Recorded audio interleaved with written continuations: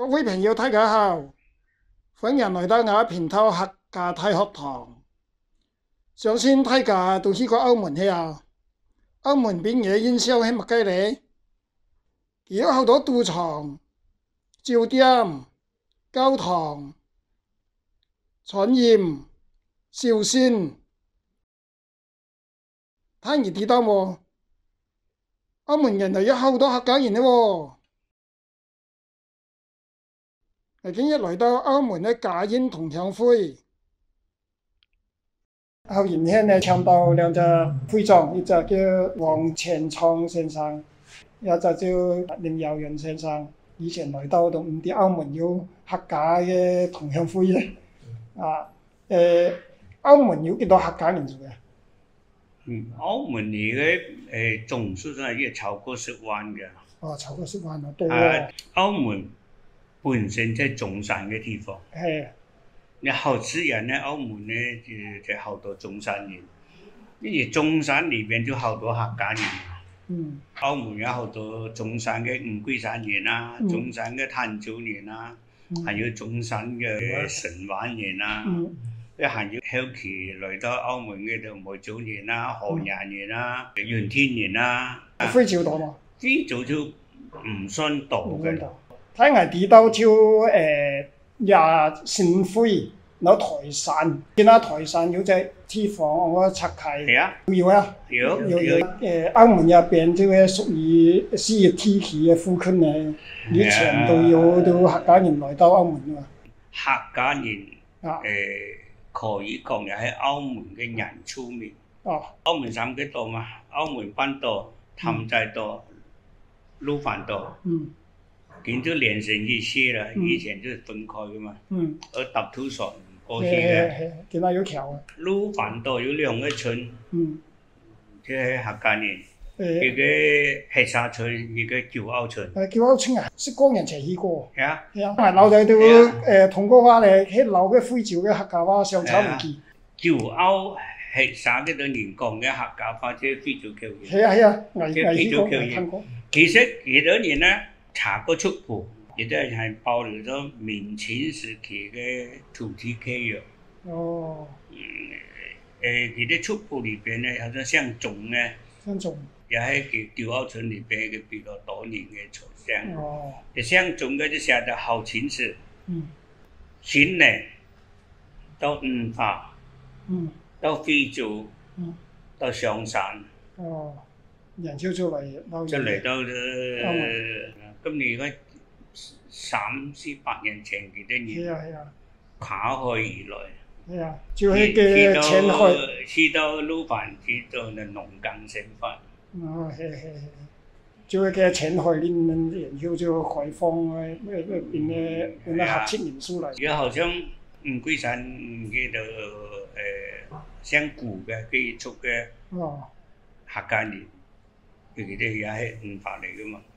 有個同鄉會喺乜嘅時候成立嘅咧？係啊，另外咧同鄉會咧就呢個潮南人開始做嘅92年8月，然後就正式成立。咁乜嘅喊做家宴同鄉會咧？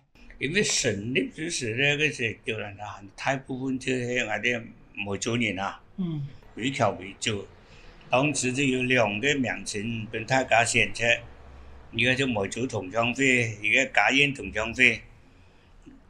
但因為當時大部分僑生佢都係回僑，啲後世人呢就冇用到梅州同鄉會，就用到家宴同鄉會。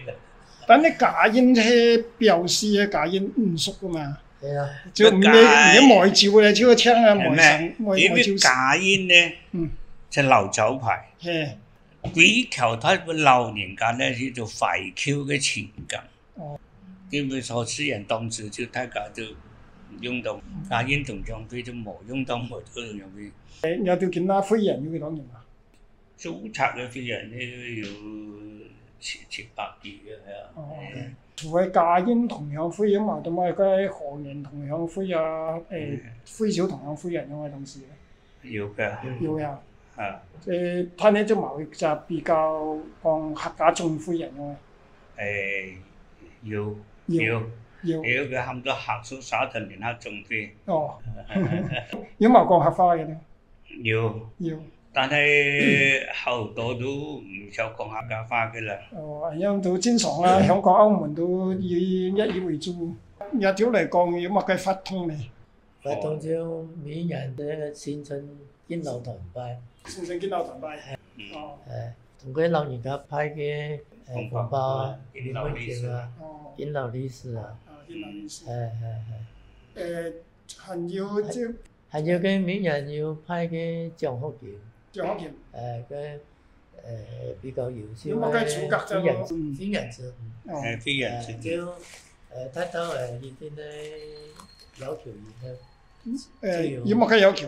及日獎咯，及日定咯。甚至炒行。應該加熱則條件。炒行。香港客家話。暫時就冇。應該係人有可以變到通力嘅度學客家話。你講普通嘅獎學金咧，好像佢1000塊，香港客家話5000塊。因為比較通力啊。係啊，有佢夠料。一般咧。當日就去澳門覺得傳承一客家話有乜嘅困難樣？困難好大嘅，好像無因咧，好多後生都話唔想講客家話啊。因為上堂用普通話嘛，幾天啊嘛。以前你後生話你幾下，賺到5塊錢你講客家話，但係現在好多小學生哦，賺到5塊錢都唔講客話啦，佢都講普通話啦。兒童講客話，兒童普通話答。係啊。所以你即係有啲困難。係有困難係主要咧，仲係啲客家人嘅經濟影響力唔大。而雙幣嘅法通有幾多人嚟參加咗？成件嘢爭做建立要200幾人啦。200幾人，你有嘢？唔咩即係照料。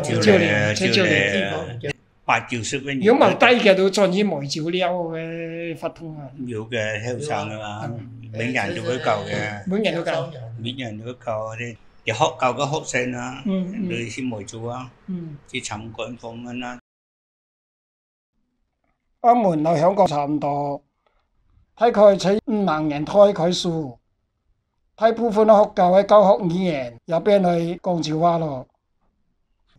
目前香港客家話人到70、80歲老年咯，有頭片可能係澳門客家人講客家話最後記錄嘅咯。好咯，我今日出講到呢度，多謝各位。